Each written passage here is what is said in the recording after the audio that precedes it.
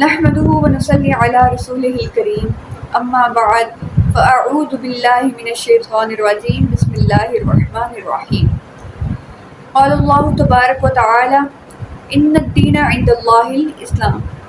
ہر قسم کی حمد و ثنا اللہ وحدہ لا شریک کے لیے اور لاکھوں کروڑوں درود و سلام آقا دو جہاں جناب محمد رسول اللہ صلی اللہ علیہ وسلم کی ذات اقدس مقدس پر. نبی اکرم صلی اللہ علیہ وسلم اس کائنات میں اللہ رب العزت کے آخری نبی، آخری پیغمبر اور آخری رسول بنا کر بھیجے گئے. اللہ رب العزت نے آپ کے ذریعے اس کائنات کو، تمام اہل اسلام کو، ان کی رہنمائی اور ان کی ہدایت کے لیے ایک مکمل ضابطہ حیات اور ایک مکمل نظام زندگی عطا کر کے بھیجا.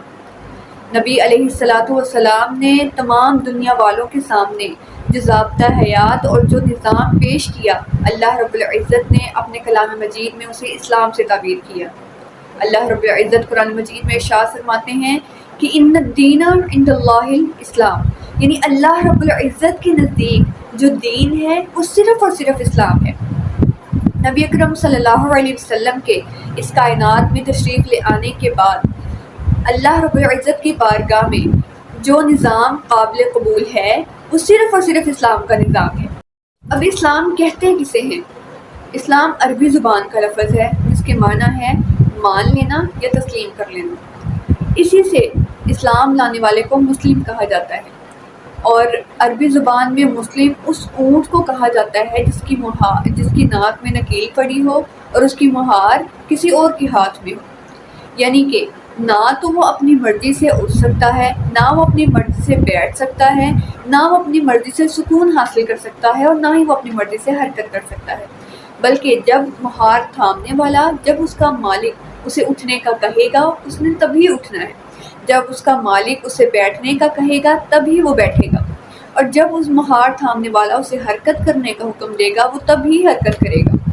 اور یہ لفظ اس شخص کے لیے استعمال کیا جاتا ہے کہ جس نے نبی اکرم صلی اللہ علیہ وسلم کے لائے گئے نظام حیات کو تسلیم کیا. ایک مومن اور مسلمان وہاں بیٹھتا ہے جہاں اللہ اور اس کے رسول بیٹھنے کا حکم دیتے ہیں، اور اس جگہ سے رک جاتا ہے جہاں سے اللہ اور اس کے رسول نے رکنے کا حکم دیا ہوتا ہے.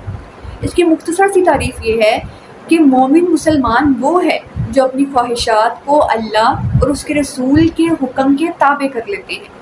نبی اکرم صلی اللہ علیہ وسلم نے ارشاد فرمایا لا یؤمن احدکم حتی یکون ہواہ تابعا لما جئت بہ، یعنی کہ کوئی بھی شخص اس وقت تک مسلمان کہلانے کا حق نہیں رکھتا جب تک وہ اپنی خواہشات کو ترجیح دینے کی بجائے اللہ اور اس کے رسول کے حکم کے تابع کر لے. قرآن و احادیث کی ان احکامات کا جائزہ لینے کے بعد اگر ہم اپنے معاشرے کی طرف نظر دوڑائیں تو ہم دیکھتے ہیں کہ کیا آج کا مومن مسلمان ان احکامات پر عمل کر رہا ہے جن کا ہمیں اللہ اور اس کے رسول نے حکم دیا؟ اگر نہیں تو ہمیں اپنے اعمال کا جائزہ لینا چاہیے. آخر میں میری اللہ تعالیٰ سے دعا ہے کہ اللہ رب العزت ہمیں اپنے تمام احکامات پر عمل کرنے اور اپنی خواہشات کو ترجیح دینے کی بجائے ان تمام اعمال پر عمل کرنے کی توفیق عطا فرمائے جن کا ہمیں اللہ اور اس کے رسول نے حکم دیا ہے. آخر الدعوانا ان الحمد للہ رب العالمین. السلام علیکم ورحمۃ اللہ وبرکاتہ.